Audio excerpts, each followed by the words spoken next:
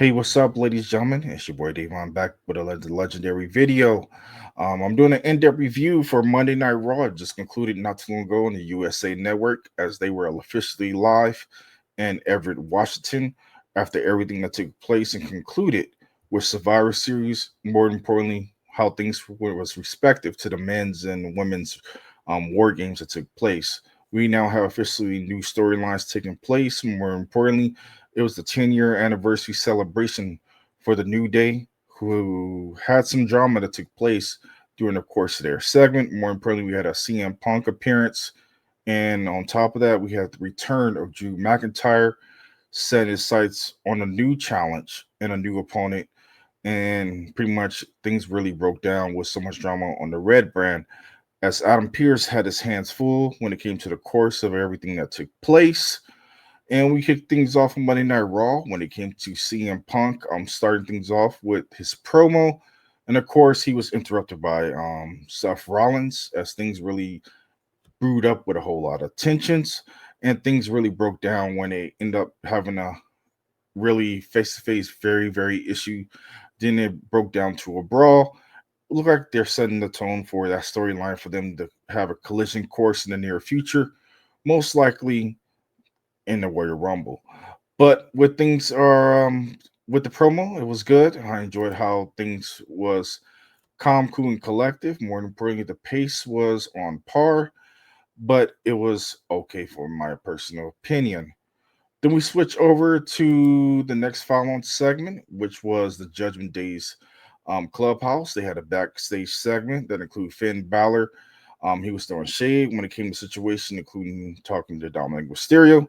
Any other members look like he always is going to be setting his sights on Gunther in the near future, as he is seeing that as being a great problem, as well as what he did to Damian Priest to cost him the World Heavyweight Championship once again this following Saturday over at Survivor Series.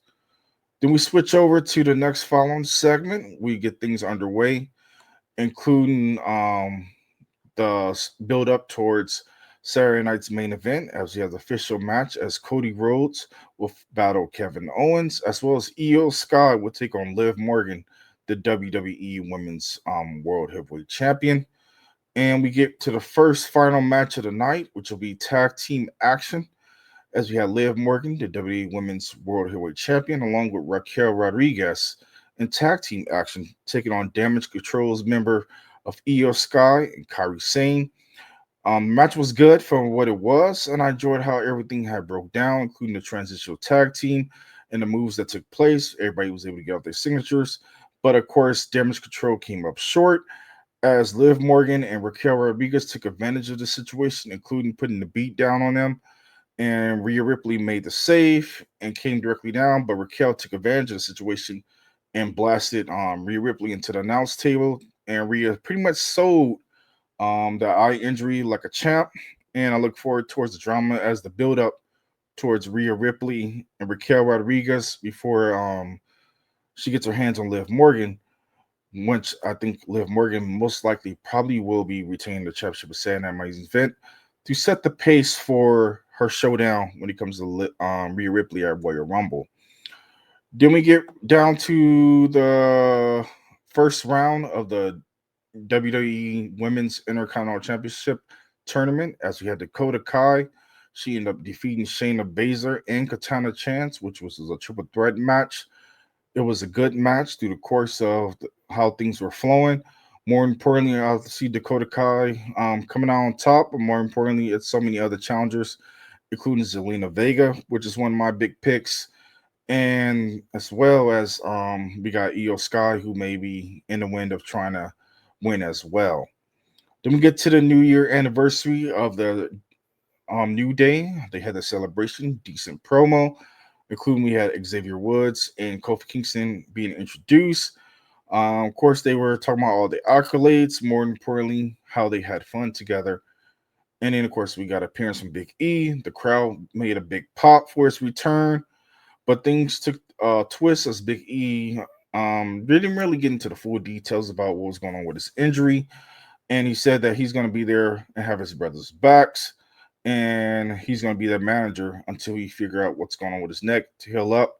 But of course, things took things to another notch as Xavier Woods and Kofi Kingston really just set the tone of berating Big E about why he was now he wants to show up, now he wants to be a part of them, and they want no part of it, and pretty much ran him down about all his adventures, including him being behind the desk and so many other different things that he'd been working on other projects instead of being there with them when he could have been so in the long run.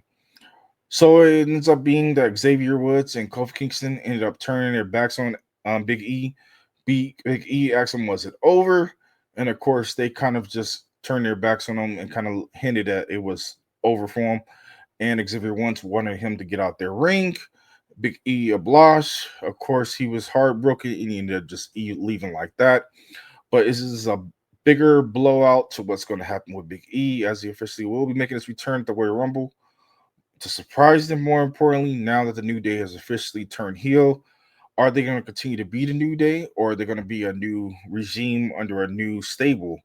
Now they are on the red brand, finding their own niche. More importantly, having a more of a true attitude, personality, and being a little bit more aggressive when it comes to how they are coming about part of the tag team division.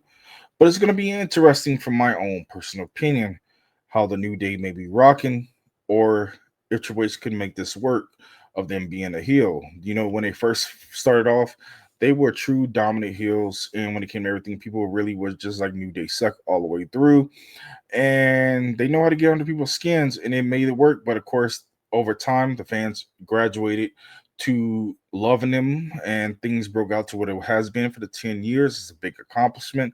For some teams, don't even last that long, but the New Day made it happen so far. So we shall see what happens next following week on Monday Night Raw, where Xavier Woods and Kofi Kingston stand. Are they going to come out with a brand new entrance? And so much more. Then we get down to the nitty gritty of how things broke down, where we had Karrion Cross calling out the Wyatt Six to a following brawl out, or more so to a match. The Wyatt Six later in the night did accept the match for the challenge with a via VHS. It's going to be intriguing to see how the storyline continue to play out, especially with the Miz's involvement. And will the Wyatt Six be looking to get their vengeance after when they originally made their debut? They were a dominant force. Everybody was scared of them. But now I don't like the way how things have been playing out for them. And they need to change it up 100% with the direction that they're going with the Wyatt Six. Same when it comes to the Final Testament. I feel like they're just in limbo and they just threw them on television to give them something to do. Karrion Cross is so much more. I remember when he had the shaved head. And on top of that, he was great when it came to when he was a dominant force in NXT along with Scarlett. But I don't know the full 100% direction that they're going to follow up with them. But hopefully it gets better over time. Then we get to another match of night, finally getting back to some singles action. As they have Gunther, the World Heavyweight Champion. He's in action taking on Dominic Mysterio, which was a banger after a banger match. Dominic held his own much as he could until Gunther took care of business, but things broke down afterwards as Finn Balor jumped the gun, put the beat down to Gunther. More importantly, he said, "I'm going to show you how it's done, kid," and put not one, not two, but three coup de grace directly to Gunther, probably bruising his ribs. Or is Gunther making a switch to a face after his showdown with Damian Priest? More importantly, what's going on with this feud is going to be a triple threat between Gunther, Damian Priest, and as well as Finn Balor. But of course, Finn Balor still is holding the tag team championships. Is going to do similar to what happened with the original Bloodline, where he's going to give the tag team championship to Dominic Mysterio, so that he can go ahead and focus solely on the World Heavyweight Championship. Then we get to a backstage segment. They show Jey Uso getting jumped from behind. We do not know exactly what happened. Of course, there's a couple of suspects, including the returning of Drew McIntyre. People were pinning or saying rumored to return. Seth Rollins was another suspect. And of course, Pete Dunne was over in the area as well. So he could have been a suspect, but I know he's focusing on R-Truth until they go at it at Saturday night's main event. And that's going to be a good match as well. Then we actually get that match. We got the match early as R-Truth versus Pete Dunne. R-Truth was able to secure the victory by defeating Pete Dunne, but of course they're setting up for that rematch at Saturday night's main event. More importantly, R-Truth really held his own, being a true legend in the business. Pete Dunne got outsmarted and outwitted, and things really broke down from there. Then we have Luis Kaiser, the right hand man to Gunther, the World Heavyweight Champion. He called out the Intercontinental Champion to set the tone for a challenge for a singles match against Braun Breaker. That's going to be a tough one. Braun Breaker, somebody you do not want to sleep on. More importantly, I love everything about how Braun Breaker's presence has been so far. His second run has been a little bit okay, but I feel like it needs to be a little bit more better as he officially now a face. It'll be intriguing to see how the weeks continue to progress as the fans are really more navigating towards him as he has that Steiner bloodline. More importantly, he's pulling on all the stops, doing them nice moves, including the Hurl Karanas, where he can get a little bit of speed and power in between when it comes to the course of his matches. Then we get to Finn Balor. He's told by Adam Pearce that he'll be challenging Gunther for the World Heavyweight Championship at Saturday night's main event, as things have been set up for them for another match being on the card. Finn Balor looks like he's in ready, he's willing, and we shall see how the one half of the tag team champions is ready to go to battle with Gunther. And more importantly, where's Gunther's attitude when it comes to situation? He's probably going to be teed off and probably going to chop Finn Balor like a meat cleaver, 100%. But more importantly, I think that match might be the match of the night when it comes to Saturday Night's Main Event's debut. When it comes to on the network. Then we get to the main event of the night. It's Sami Zayn taking on Seth Rollins as the tone continues to be set up as Seth Rollins is upset with Sami Zayn and Jey Uso for not only aligning himself with the bloodline, but of course getting involved with the CM Punk drama as things broke down as Sami Zayn accused Seth Rollins of attacking Jey Uso, but things really broke down the quickness as Seth Rollins was able to defeat Sami Zayn, but things really broke down afterwards where Sami Zayn was in the ring by himself after things really broke down. Then we had Drew McIntyre coming out, hitting that Claymore out of nowhere, revealing himself under the hood, and he officially made his sights for his new challenger against Sami Zayn on their Monday Night Raw Red brand. More importantly, the show was really good. Everything about the matches were on par. They did a lot better job than last week's Monday Night Raw Go Home show, which was a little bit of a sleeper.